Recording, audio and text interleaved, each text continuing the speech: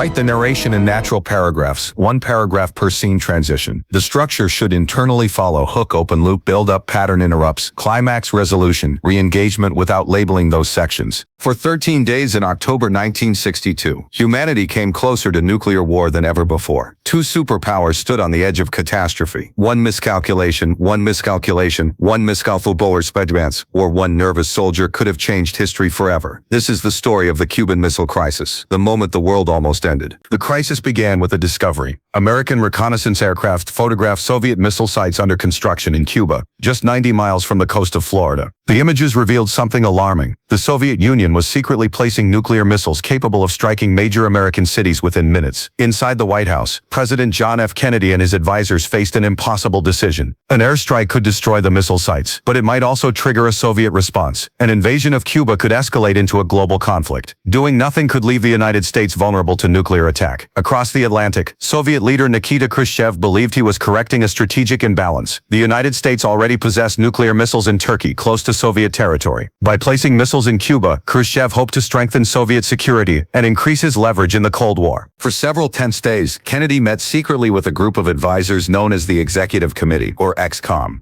The discussions were intense and often divided. Some demanded immediate military action. Others warned that a strike could spiral into a nuclear exchange that neither side could control. On October 22nd, Kennedy addressed the American people on national television. He revealed the existence of the missile sites and announced a naval quarantine around Cuba. Any Soviet ship carrying offensive weapons would be turned back. The world suddenly realized that the Cold War had entered its most dangerous phase. As American warships moved into position, Soviet vessels approached the quarantine line. Millions watched and waited. If the ships continued forward, U.S. forces might be forced to intercept them. A confrontation at sea could become the spark that ignited a wider war. Then came a temporary pause. Several Soviet ships slowed down or turned back, reducing immediate tensions. But the missile sites in Cuba remained. The crisis was far from over, and both sides continued preparing for the possibility of war. Behind closed doors, messages flew between Washington and Moscow. Publicly, leaders projected resolve. Privately, they searched for a way out. The challenge was not only military, it was psychological. Each side needed to appear strong while avoiding a confrontation that could destroy both nations. The most dangerous moment arrived on October 27th, often called Black Saturday. A U.S. U-2 reconnaissance plane was shot down over Cuba, killing its pilot. At the same time, another U-2 accidentally strayed into Soviet airspace. Military commanders on both sides were on high alert, and the risk of escalation grew dramatically. That same day, American officials received conflicting messages from Khrushchev. One message suggested a compromise. The Soviet Union would remove the missiles if the United States promised not to invade Cuba. A second message demanded something more: the removal of American missiles from Turkey. Kennedy and his advisors faced another critical choice. Publicly accepting the Turkish missile demand could appear as a concession under pressure. Rejecting it could prolong the crisis. In the end, the administration crafted a delicate solution. Publicly, the United States would pledge not to invade Cuba. Privately, it would later remove its missiles from Turkey. On October 28, Khrushchev announced that the Soviet Union would dismantle and withdraw the missiles from Cuba. The immediate danger passed. The naval quarantine was eventually lifted, and the world breathed a collective sigh of relief. Yet the crisis left a lasting mark. Both Washington and Moscow recognized how close they had come to disaster. New communication channels were established, including the famous hotline between the White House and the Kremlin, designed to reduce the risk of future misunderstandings. The Cuban Missile Crisis did not end the Cold War, but it changed it. Leaders on both sides became more aware of the terrifying consequences of nuclear brinkmanship. The confrontation remains a powerful reminder that history can hinge on a handful of decisions made under extraordinary pressure. For 13 days, the fate of the world rested in the hands of a few individuals navigating fear, pride, uncertainty, and the shadow of nuclear annihilation. The missiles were removed, the war was avoided, and humanity stepped back from the brink. But the question still lingers: how many times has history come this close to ending without us realizing it?